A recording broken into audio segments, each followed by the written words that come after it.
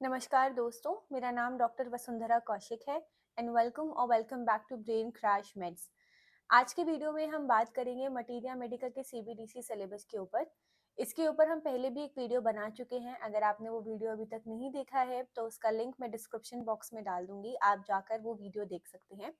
उस वीडियो में हमने टर्म 1 का सिलेबस कवर किया था। आज की वीडियो में हम सीबीडीसी का मटीरिया मेडिका का टर्म 2 का सिलेबस डिस्कस करेंगे।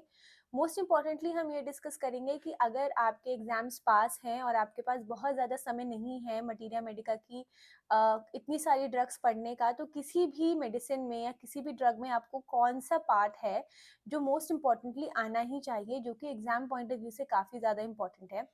तो इस वीडियो में हम सिलेबस भी डिस्कस करेंगे और हम ये भी डिस्कस करेंगे कि किस मेडिसिन का जो मोस्ट इम्पॉर्टेंट पार्ट है according to your exam point of view. तो चलिए अब हम शुरू करते हैं। जैसा कि हम डिस्कस कर चुके हैं कि हम टर्म 1 के बारे में ऑलरेडी बात कर चुके हैं, इस वीडियो में हम पर्टिकुलरली टर्म 2 के बारे में बात करेंगे। अब टर्म 2 के बारे में अगर आपने पहला वीडियो देखा हो तो यहाँ पर जो है हमारी नंबर ऑफ ड्रग्स लिखी हैं जो कि आपके एग्जाम पॉइंट ऑफ व्यू से इम्पॉर्टेंट है, और उसके आगे जो लिखा है वो उस ड्रग का मोस्ट इम्पॉर्टेंट पार्ट है। तो टर्म 1 की सारी ड्रग्स हम डिस्कस कर चुके हैं। टर्म 2 में अगर आप एकोनाइट की बात करें तो एकोनाइट का जो फीवर है वो बहुत ही ज़्यादा इम्पॉर्टेंट है। अगर आप ये वीडियो पहली बार देख रहे हैं तो आप को मैं बता दूं कि जब भी आप एलेन्स कीनोट खोलते हैं तो उसमें आपको सिस्टम वाइज दिया होता है। जैसे सबसे पहले आपका कॉन्स्टिट्यूशन होता है, फिर मेंटल जनरल्स होते हैं, फिर फिजिकल जनरल्स होते हैं, उसके बाद हेड होता है, नोज, आईज, ऐसे करके एनाटॉमिकल डिस्ट्रीब्यूशन में आपको दिया होता है। लास्ट में एक्सट्रीमिटीज या स्किन होता है। तो इस वीडियो में हम जितना भी डिस्कस करेंगे वो ऐसे ही डिस्कस करेंगे, एलेन्स कीनोट में अलग से दिया होगा। जैसे अगर हम एकोनाइट की बात करें तो एकोनाइट का जो फीवर है वो बहुत इंपॉर्टेंट है। अगर आप एलेन्स कीनोट को इस वीडियो के साथ रेफर करेंगे तो आप बेटर वे में समझ पाएंगे। तो अगर एकोनाइट पढ़ रहे हैं तो फीवर तो पढ़ना ही पढ़ना है, एग्जाम पॉइंट ऑफ व्यू से बहुत ही ज़्यादा इंपॉर्टेंट है। दूसरी आती है एलोज। एलोज का जीआईटी बहुत इंपॉर्टेंट है, उसका डायरिया या फिर उसमें जो भी हेमोरॉइड्स हैं जो भी है वो बहुत ही ज़्यादा इंपॉर्टेंट है एलोज में, वाइवा पॉइंट ऑफ व्यू से भी और एग्जाम पॉइंट ऑफ व्यू से भी। एपिस एपिस एक पॉलीक्रेस्ट रेमेडी है। पॉलीक्रेस्ट हम पहले भी डिस्कस कर चुके हैं। पॉलीक्रेस्ट का मतलब होता है जो कि बॉडी के हर स्फेयर को कवर करती है। अब polycrest remedy exam point of view से बहुत ही ज़्यादा इंपॉर्टेंट होती हैं बिकॉज एटलीस्ट 10 मार्क्स में ये रेमेडीज आ जाती हैं। जो भी 10 मार्क्स का क्वेश्चन कॉन्स्टिट्यूट करेगा उसमें एक ना एक पॉलीक्रेस्ट तो आएगी ही आएगी। एपिस उनमें से है। तो जहाँ पर भी आपको इस वीडियो में डीपी लिखा मिले वो इंडिकेट करता है ड्रग पिक्चर, यानी कि आपको कहीं ना कहीं वो पूरी की पूरी रेमेडी एज इट इज याद करनी होगी। तो एपिस की बात करें तो इसका ड्रग पिक्चर बहुत इंपॉर्टेंट है, फर्स्ट थिंग। दूसरा एपिस का स्किन, तीसरा उसका यूरिनरी सिस्टम, और चौथा उसका फीमेल रिप्रोडक्टिव सिस्टम। तो एपिस में सारी ही चीज़ें इंपॉर्टेंट है। इनको इग्नोर करके आप सीधा ड्रग पिक्चर भी पूरी की पूरी याद कर सकते हैं क्योंकि Apis is a very important remedy अगर हम एग्जाम पॉइंट ऑफ व्यू से देखें तो। उसके बाद आती है आर्सेनिक एल्बम। अगेन एक पॉलीक्रेस्ट है। तो ड्रग पिक्चर इंपॉर्टेंट है। अगर ड्रग पिक्चर पूरा नहीं कर पाते हैं, समय बहुत कम है, तो मेंटल जनरल्स तो आर्सेनिक एल्बम के आपको कर कर जाने ही है।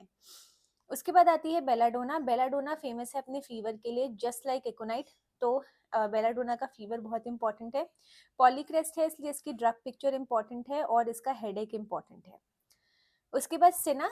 सिना का जो सबसे मोस्ट इम्पॉर्टेंट पार्ट है वो है उसका चाइल्ड। तो सिना में एज इट इज क्वेश्चन आता है एग्जाम में कि सिना के चाइल्ड को डिस्क्राइब कीजिए, उसके कैरेक्टरिस्टिक लिखिए। तो उसमें आपको पर्टिकुलरली जो चाइल्ड के कैरेक्टरिस्टिक हैं सिना में आपको वो लिखने होते हैं। Same with chamomilla. कैमोमिला का भी चाइल्ड बहुत इंपॉर्टेंट है। कैमोमिला के चाइल्ड में भी ऐसा सेम एज इट इज पूछा जाता है। अब इसमें आपको जो कैमोमिला का चाइल्ड है उसके मेंटल जनरल्स याद होने बहुत ज़रूरी हैं अलॉन्ग विद उसका जीआईटी। तो वैसे ही कैमोमिला का चाइल्ड भी उतना इम्पोर्टेंट है। उसके बाद कार्बोवेज। जब भी हम जीआईटी पढ़ते हैं तो जीआईटी हमारे दिमाग में आता है तो 3 ड्रग्स तो हमारे दिमाग में आती ही आती हैं, विच इज़ कार्बोवेज, लाइकोपोडियम और चाइना। तो ये तीनों का जीआईटी बहुत ही ज़्यादा इंपॉर्टेंट है। तो जब भी कार्बोवेज आएगी तो उसका जीआईटी, और क्योंकि एक पॉलीक्रेस्ट है तो ड्रग पिक्चर इंपॉर्टेंट है। उसके बाद सिंकोना, जिसको हम चाइना भी बोलते हैं। अभी हमने बात की कि जीआईटी में 3 चीज़ें इंपॉर्टेंट है ही, कार्बोवेज, लाइकोपोडियम और चाइना, 3 ड्रग्स तो इंपॉर्टेंट है ही। तो इसीलिए जब भी हम सिंकोना या चाइना की बात करेंगे तो इसका drug picture, because it is a polycrest, इसकी इटियोलॉजी, कैसे इसका इजाद हुआ या फिर किस वे में किस तरह से ये काम करती है, और तीसरा इसका जीआईटी बहुत इंपॉर्टेंट है। उसके बाद colchicum is famous for its nausea, कि उसमें किस तरह का नौसिया होता है, किस चीज़ को देख के पेशेंट को नौसिया फील होता है, ये वाइवा पॉइंट ऑफ व्यू से भी बहुत इंपॉर्टेंट है। कोलोसिंथ, कोलोसिंथ का जीआईटी बहुत इंपॉर्टेंट है, किस तरह का पेन होता है पेशेंट को, पेन में वो क्या करता है, उसके एग्रावेटिंग और एमिलोरेटिंग फैक्टर क्या है, यानी कि जब पेन होता है तो पेन बढ़ता कैसे है पेशेंट को, और उस पेन में पेशेंट को आराम कैसे मिलता है। तो कोलोसिंथ इसके लिए बहुत ही ज़्यादा इंपॉर्टेंट है, और इसके जो एग्रावेटिंग और एमिलोरेटिंग फैक्टर हैं ये वाइवा पॉइंट ऑफ व्यू से ज़रूरी है। उसके बाद डायोस्कोरिया, ये आपका रेस्पिरेटरी के लिए इम्पॉर्टेंट है, ठीक है। उसके बाद डलकामारा, डलकामारा का स्किन बहुत ही ज़्यादा इंपॉर्टेंट है, कुछ भी अगर आप करना भूल जाए, आप डलकामारा का स्किन करना नहीं भूल सकते। उसके बाद जेलसिमिमम, जेलसिमिमम एक पॉलीक्रेस रेमेडी है, तो सबसे पहले तो इसका ड्रग पिक्चर करना है पहला।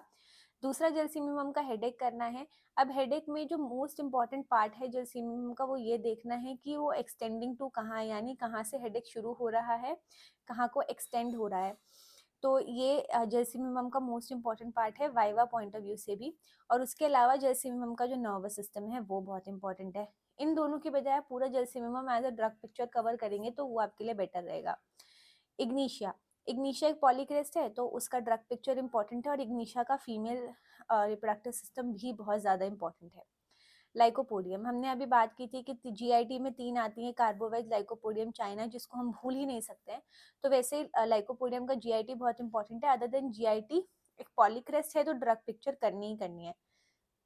अभी तक आप नोटिस भी कर रहे होंगे कि जो टर्म 2 की रेमेडीज हैं वो ज़्यादातर पॉलीक्रेस्ट रेमेडीज है, इसीलिए हम ज़्यादा बार ये बोल रहे हैं कि ड्रग पिक्चर करनी है। जब हमने टर्म 1 की रेमेडीज कवर की थी पिछले वीडियोस में, तो उसमें पॉलीक्रेस्ट रेमेडीज उतनी नहीं थी, इसलिए हम उतना ज़्यादा ड्रग पिक्चर पर फोकस नहीं कर रहे थे, और एग्जाम पॉइंट ऑफ व्यू से, सिर्फ एग्जाम पॉइंट ऑफ व्यू से अगर हम पढ़ रहे थे तो हम उसके मेन बेसिक पॉइंट्स ही पढ़ रहे थे।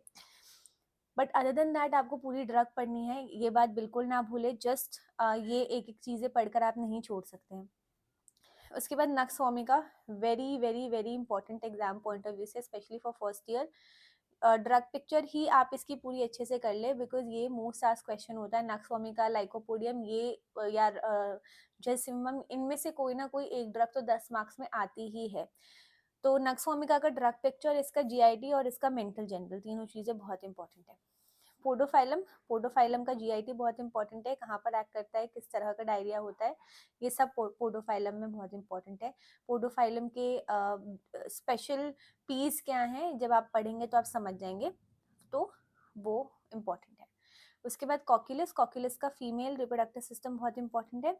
पल्सेटेला, पल्सेटेला भी उन रेमेडीज में से है जो कि एग्जामिनर की फेवरेट हो सकती हैं अगर आप फर्स्ट ईयर में हैं तो इसीलिए पल्सेटेला का ड्रग पिक्चर इंपॉर्टेंट है और उसका फीमेल रिप्रोडक्टिव सिस्टम इंपॉर्टेंट है। अब ये तो हमारा थ्योरी पार्ट हो गया जो हमने कवर कर लिया, जिसमें हमने ड्रग्स का पढ़ लिया।